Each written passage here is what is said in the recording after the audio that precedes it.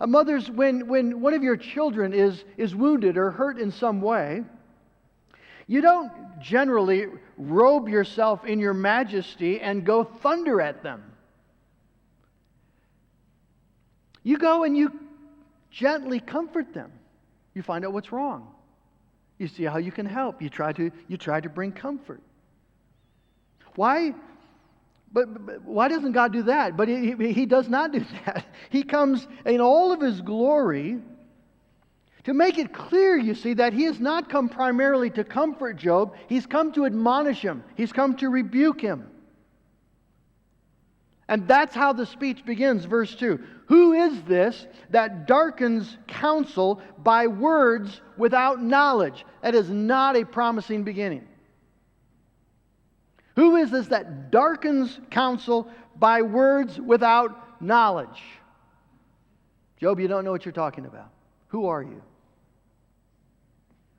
Dress for action like a man. I will question you, and you make it known to me. To dress for action like a man, it's taken from the wrestling world, to get ready for a wrestling match.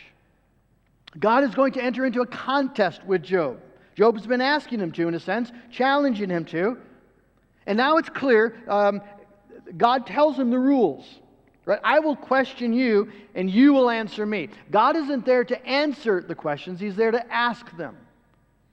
And in rapid-fire succession, the Lord asked him some 70 questions, 77 some say, 77 questions with one point. I am God. I am God. And I do what is right.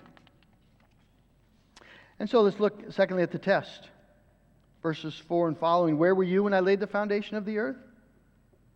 Tell me if you have understanding. Who determined its measurements?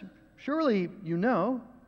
Or who stretched the line upon it? On what were its bases sunk? Who laid its cornerstone? When the morning stars sang together and all the sons of God shouted for joy? Derek Thomas, in his sermon on this, points out that these questions, they don't sound fair. God is asking Job questions He knows Job can't answer. It doesn't sound fair. Why ask him about when the world was made and where is cornerstone, who put that, and about the deeps of the sea and the constellation of the stars, things that Job has no idea.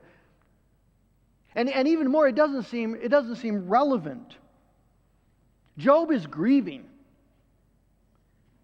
He's been completely devastated by the loss of his 10 children and all of his wealth, and then his health, and then the betrayal of his closest friends, and the silence of God. He's a broken, grieving man. So why now does God ask him these questions about things he cannot possibly know?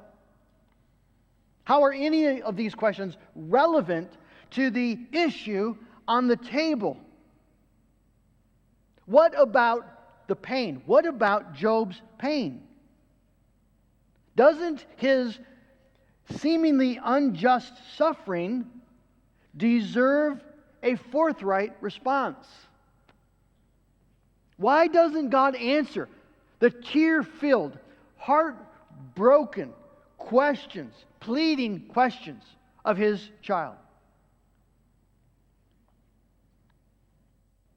But instead, God pounds him with questions of His own. I want you to feel the tension of that, because this is precisely where many people walk away from the faith.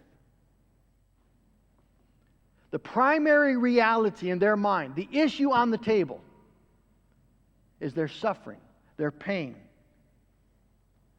And all they ask God to do is to respond to it, to acknowledge it, to give maybe some explanation for it.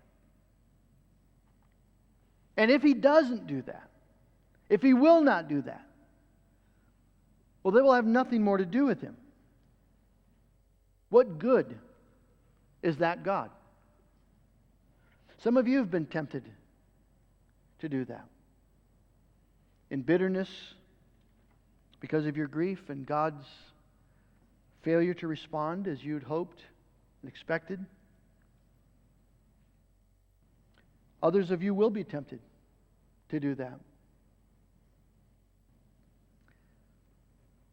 But you see, we need to realize that the primary reality in our world is never our pain. The primary reality in our world is always God. And the primary purpose in the world is not our comfort. The primary purpose in the world is the glory of God.